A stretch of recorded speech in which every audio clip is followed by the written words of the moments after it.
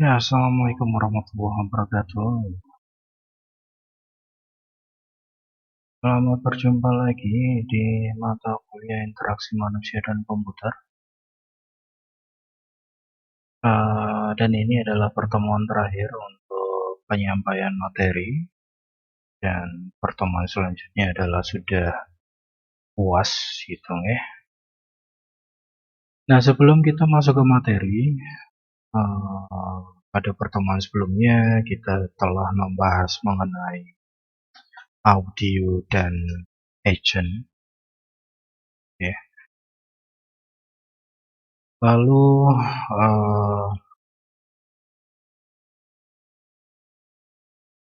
pada pertemuan yang lalu juga sudah saya sampaikan, untuk pertemuan hari ini kita akan membahas mengenai IMK di masa depan, ya. Nah, untuk materi ini terlepas dari diktat yang sudah saya bagikan. Jadi ini adalah materi tambahan ya. Di masa depan itu bagaimana sih IMK atau perkembangan teknologi komputernya bagaimana sih ya, itu akan kita bahas nanti ya. Nah, untuk materinya itu PowerPoint-nya sudah saya lampirkan juga di Google Drive, yang linknya itu sudah ada di siakat ya. Anda bisa download, Anda bisa buka, Anda bisa download, bisa Anda baca-baca untuk materinya. Oke, kita langsung saja masuk ke materinya.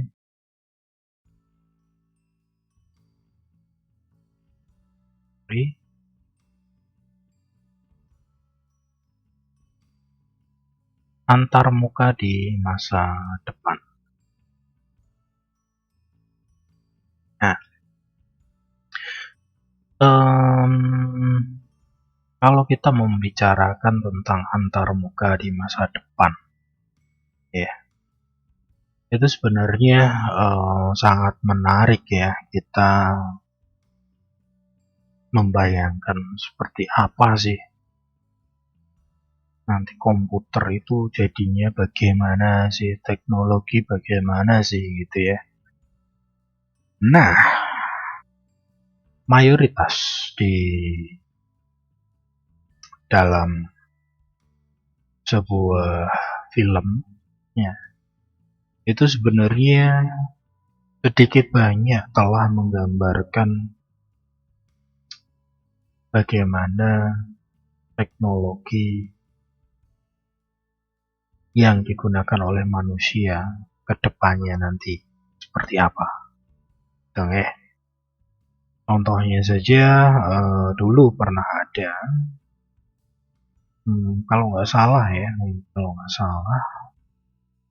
kalau tidak salah itu pernah ada film James Bond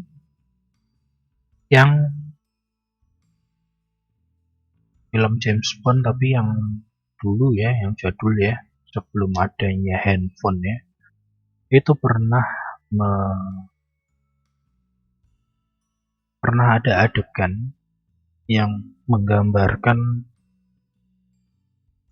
bahwa manusia bisa berkomunikasi atau melakukan panggilan telepon menggunakan telepon yang tanpa kabel, dan itu terwujud sekarang menjadi sebuah smartphone. Melakukan panggilan tidak perlu ada kabel. Bahkan sekarang mungkin penggunaan telepon rumah juga mungkin ya, ini mungkin karena saya juga belum pernah melakukan surveinya gitu ya. Tapi mayoritas dari teman-teman saya yang pernah saya kunjungi itu sudah jarang ya menggunakan telepon rumah. Bahkan sekarang Telkom pun itu lebih berfokus pada jaringan internet dan juga ada TV ya di sana. TV yang berlangganan si Telkom.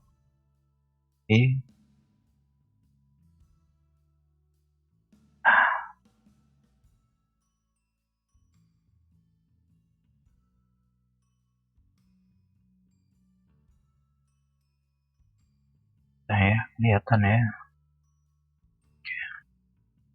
Ya, kurang lebih seperti itu. Jadi, itu adalah salah satu contoh bahwa kadang ya, film memprediksikan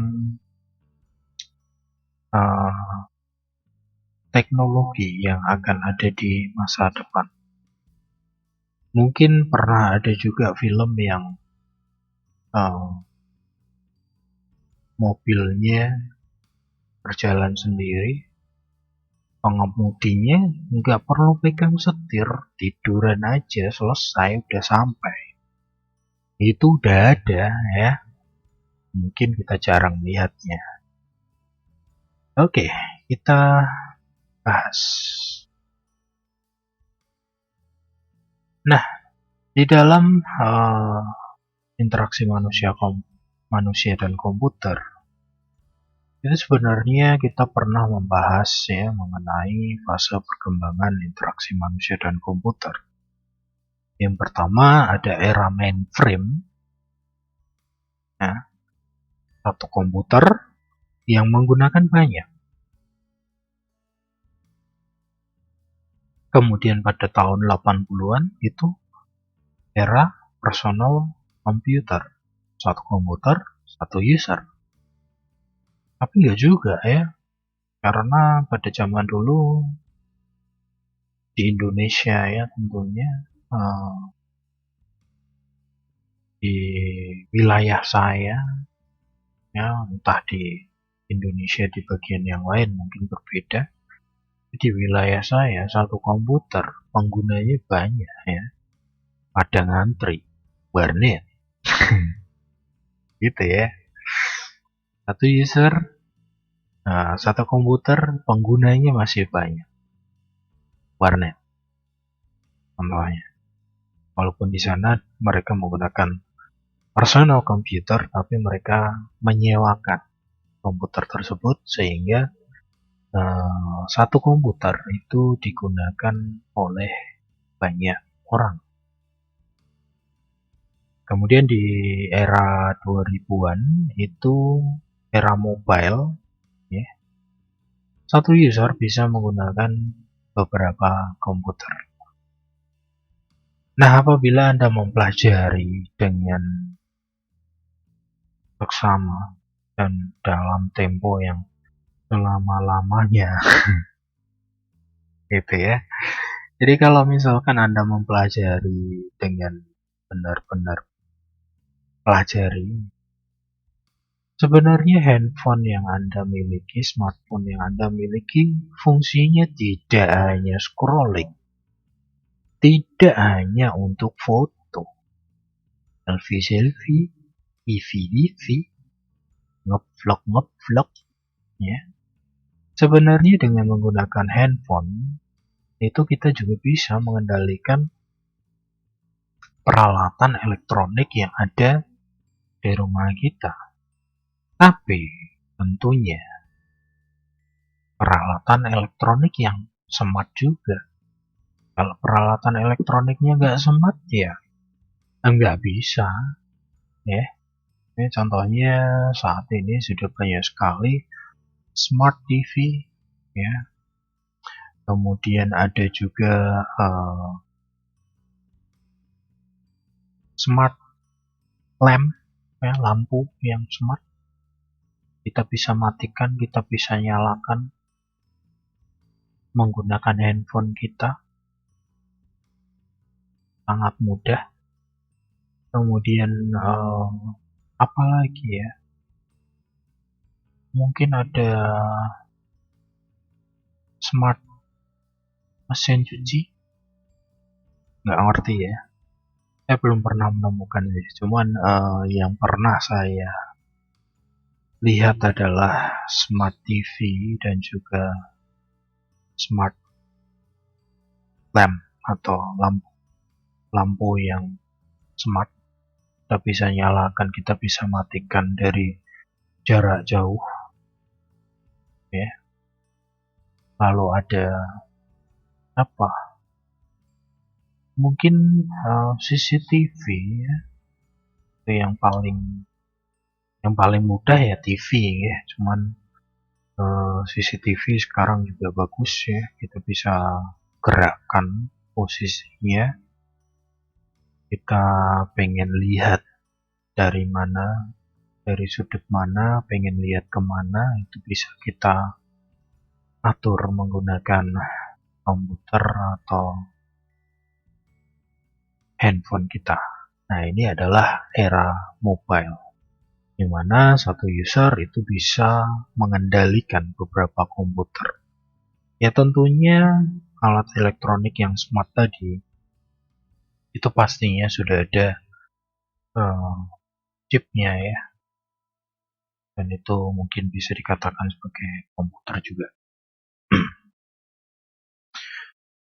Nah ini kalau dilihat dari evolusi antarmuka itu secara detail seperti ini ya, dari tahun 50-an itu yang dikembangkan adalah switch panel, 60 sampai 70-an itu pemrograman ya, yaitu COBOL dan Fortran contohnya.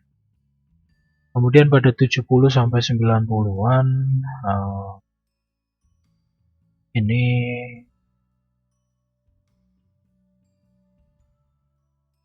yang dikembangkan adalah tingkat instruksi. Kemudian 80-an ke atas ya, itu sudah ada GUI ya, Graphical User Interface dan multimedia. 90-an itu antarmuka tingkat lingkungan atau sistem network. Lalu tahun 2000-an sampai sekarang itu antarmuka tingkat yang lebih interaktif. Itu ya.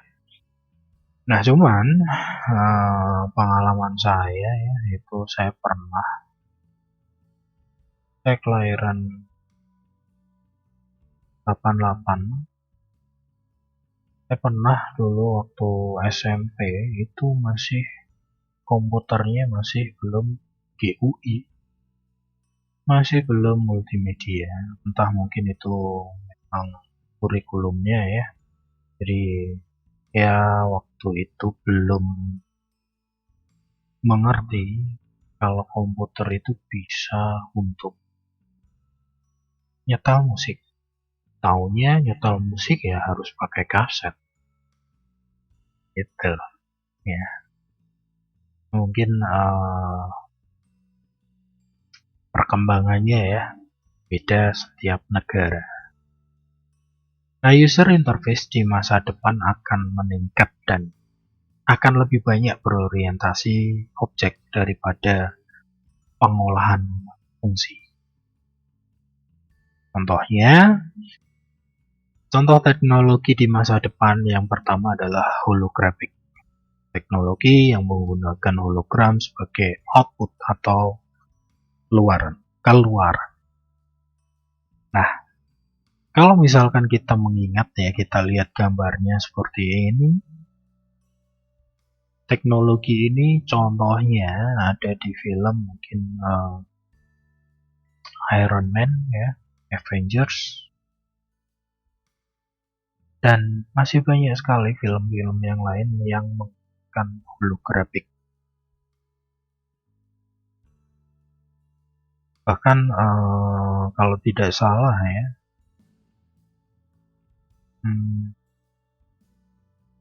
saya pernah membaca bahwa sudah ada teknologi yang bisa mengirimkan holographic kita ke tempat lain yang tampilannya sama persis. Ketika kita di sini, misalkan kita di sini sedang duduk menggunakan warna baju warna biru atau merah, biru aja ya, misalkan biru. Nanti di sana kopiannya juga sama. Ketika kita berdiri, kopiannya juga berdiri. Ini seperti kita mentransfer diri kita ke tempat yang lain. Tapi di sana hologram ya, holographic ya, kita yang asli. Itu saya pernah baca, pernah lihat di sosial media Instagram, ya. Itu sudah ada ya, teknologi holographic. Ini mohon maaf ya karena saya tidak full screen.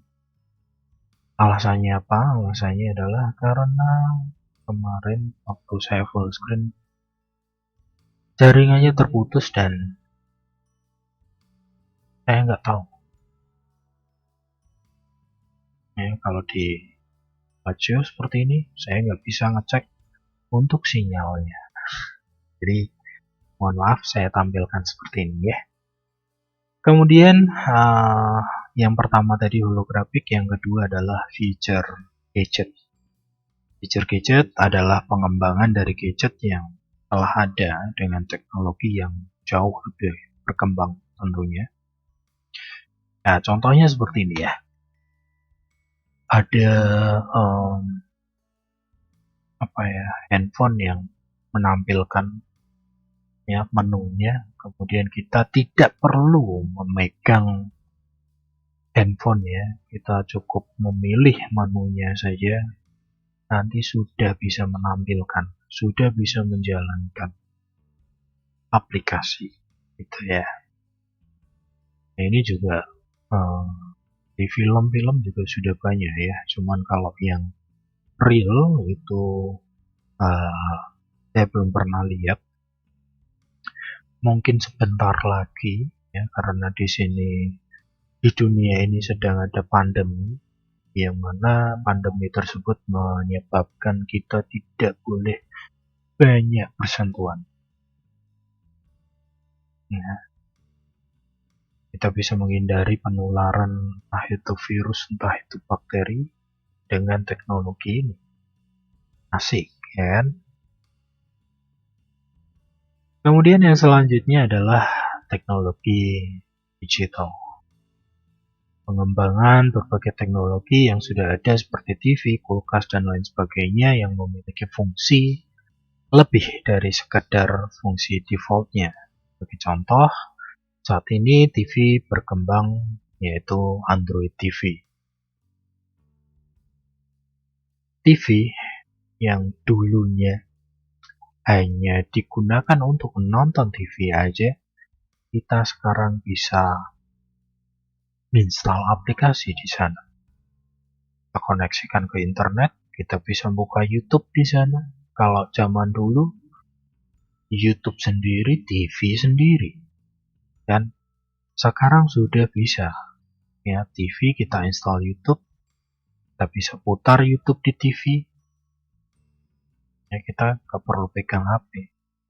Dah, tampilannya lebih besar, lebih asik, ya kan?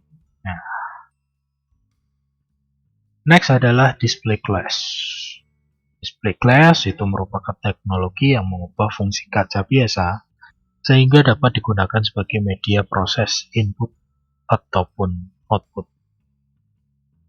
Jadi seperti kaca biasa, kemudian nanti di sana ada tampilannya, menunya, kita bisa milih aplikasi apa yang dijalankan, bisa tampil. Nah, ini mungkin kalau yang Avenger yang pertama itu pernah juga ya menampilkan seperti ini ya. Atau yang Avenger itu mungkin lebih canggih lagi. Nah, kemudian ada 3D VR ya, virtual reality. Teknologi ini sebenarnya sudah dikembangkan dan sudah ada, akan tetapi masih sedikit yang memanfaatkan teknologi ini. VR itu sudah banyak sekali di dunia dan alatnya ini untuk kita bisa melihat VR itu sudah banyak sekali yang jual dan harganya ada yang sangat murah. Ya, tentunya dengan kualitas yang murah juga mungkin ya. Tapi di negara kita, VR ini hanya digunakan oleh beberapa orang tertentu. Ya, udah banyak, udah murah, tapi pengguna VR ini kalau di lingkungan saya sih saya lihat-lihat jarang ya ada yang menggunakan VR.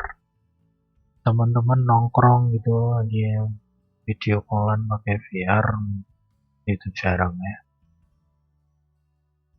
Kemudian selanjutnya adalah sensing effect. Sensing effect ya, sensing effect. Teknologi saat ini telah sangat berkembang dan banyak dikembangkan teknologi komputer yang berisi sensor untuk membaca kondisi lingkungan. Ya, jadi seperti melihat, mendengarkan suara, dan juga mengukur suhu.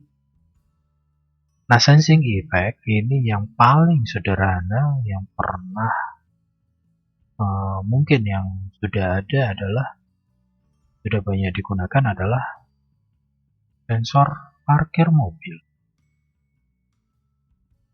Ketika jaraknya sudah terlalu dekat nanti akan membunyikan suara bagi peringatan bahwa jaraknya sudah tidak aman.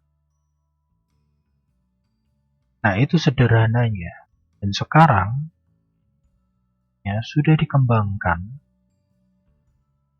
yang namanya sensor yang berfungsi untuk melihat, mendengar, dan mengukur suhu. Kita nggak perlu terlalu dekat ya. Kalau zaman dulu mengukur suhu harus menggunakan termometer yang dijepit di ketek ya. Sekarang untuk mengukur suhu kita cuman arahkan saja termogan ke dahi, mungkin tangan, mungkin ya, hingga ke kulit gitu ya. Itu sudah ada suhunya, keluar suhunya. Suhunya berapa? 38, nggak boleh masuk COVID gitu. Ya mungkin di perkembangan yang selanjutnya akan ada juga aplikasi yang memanfaatkan sensor ya, kamera di handphone ditanamkan sensor yang mendeteksi apakah orang ini kena COVID apa enggak. Mungkin ya ke depannya mungkin tidak hanya termogan saja dipasang di gerbang, tapi di sana sudah dipasangi alat sensor yang mendeteksi apakah orang ini COVID apa enggak. Jadi akan lebih mudah dalam tracing ini COVID biar nggak menular semakin banyak stok. Ya, mungkin seperti itu. Mungkin ya. Nah, selanjutnya adalah sensor network. Sensor yang diletakkan jauh dari komputer akan tetapi tetap terhubung melalui sebuah jaringan. Sensor dapat mendeteksi vision, sound yang ada di lingkungan di mana sensor ditempatkan. Nah, ini mungkin lebih ke karena di sini ada vision dan sound ya. Contohnya mungkin seperti CCTV ya. Sekarang CCTV sudah canggih banget. Sudah banyak banget CCTV yang smart ya. Dan ada mic-nya yang bisa menerima suara. Kemudian vision yang bisa menerima gambar, mengambil gambar video. Iya, CCTV ngambil video ya. Cuman kalau yang sound ini masih cukup sedikit yang ya mungkin banyak tapi mayoritas menggunakan yang vision saja tanpa sound. Kemudian yang selanjutnya adalah cyborg. Nah, ini kemungkinan ada, ya. Cyborg itu adalah aspek dari artificial intelligence. Perkembangan interaksi manusia dengan komputer semakin luas, di mana komputer mini yang dimasukkan ke dalam suatu robot atau cyborg sehingga berfungsi sebagaimana mestinya. Nah, robot itu sudah banyak banget yang mengembangkan. Bahkan sekarang banyak sekali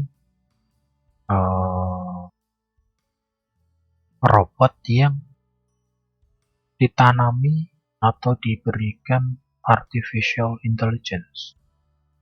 Jadi dia bisa memproses, kemudian menyimpan, ya, misalkan mobil, ya, robot ada mobil, jaraknya berapa, ini nanti terjadi tabrakan,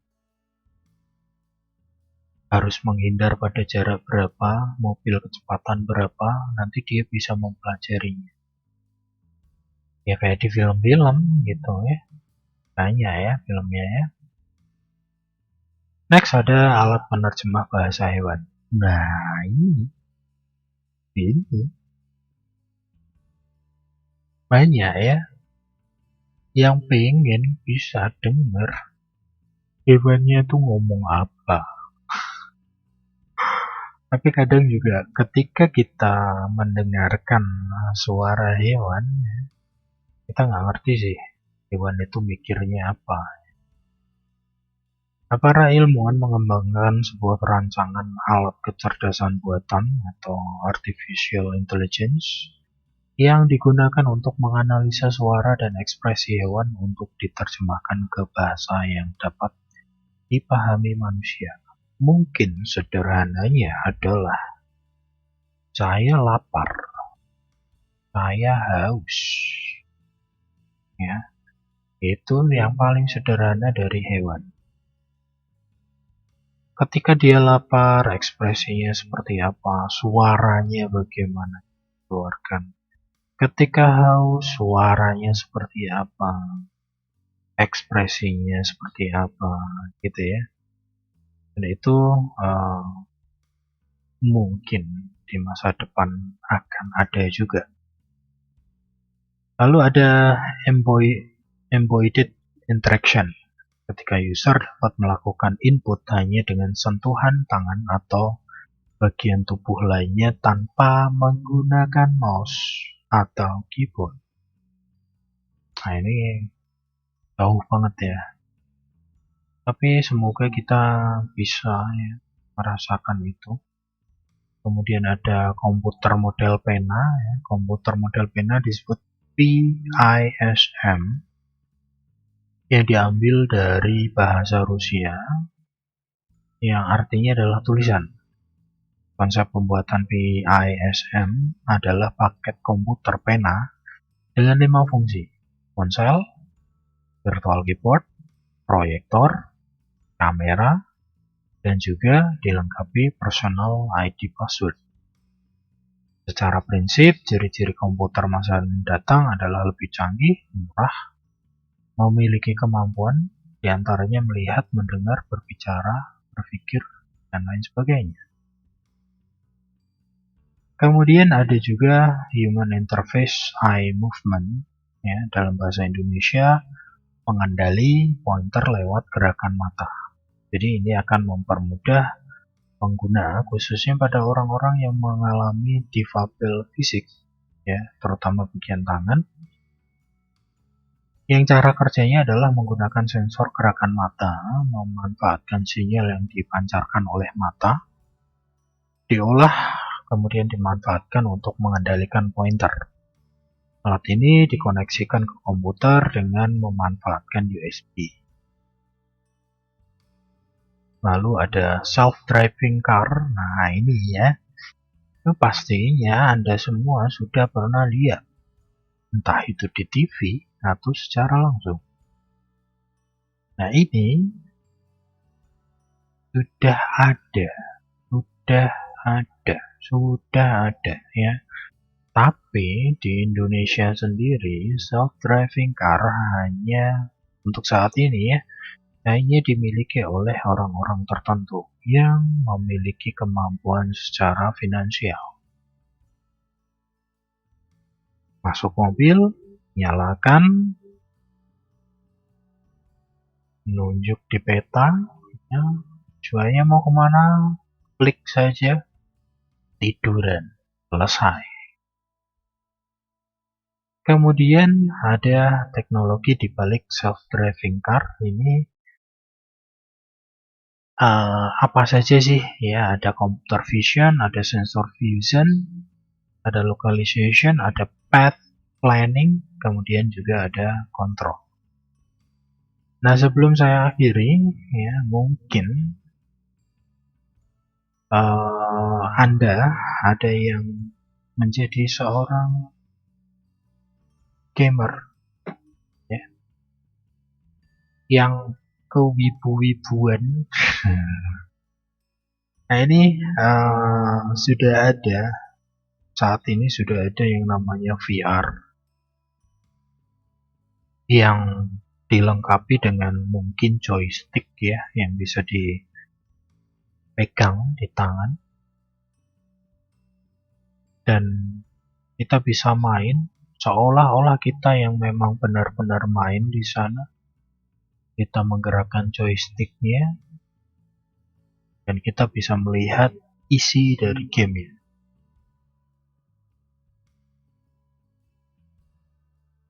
Di masa depan kemungkinan akan ada yang namanya kalau di animenya namanya Sword Art Online ya. Orang main game menggunakan teknologi helm ya, kacamatanya gitu, full dive ya. Jadi orangnya tidur tapi pikirannya sudah ada di dalam game. Orangnya ya tinggal tidur aja, nggak perlu gerak, otaknya yang main. Mungkin di masa depan akan ada seperti itu ya, who knows. Kita akan tunggu saja bagaimana perkembangan dari teknologi komputer yang akan datang. Yang pasti untuk self-driving car ini sudah ada ya. Oke, saya rasa seperti itu saja untuk materi terakhir mata kuliah interaksi manusia dan komputer. Di pertemuan selanjutnya kita akan melangsungkan ujian akhir semester, yang mana ujian akhir semester tersebut akan diaktifkan ya di Siakat. Jadi silakan nanti bisa dicek untuk halaman Siakat Anda masing-masing apakah sudah ada penugasan UAS atau belum. Kalau belum, sabar saja, nanti pasti akan saya aktifkan. Ya. Oke, saya rasa gitu saja. Terima kasih banget untuk perhatian Anda semua. Jangan lupa berikan review Bunga Merah sebagai presensi ya, kehadiran Anda di mata kuliah ini. Kita akhiri, wassalamualaikum warahmatullahi wabarakatuh. Sampai jumpa.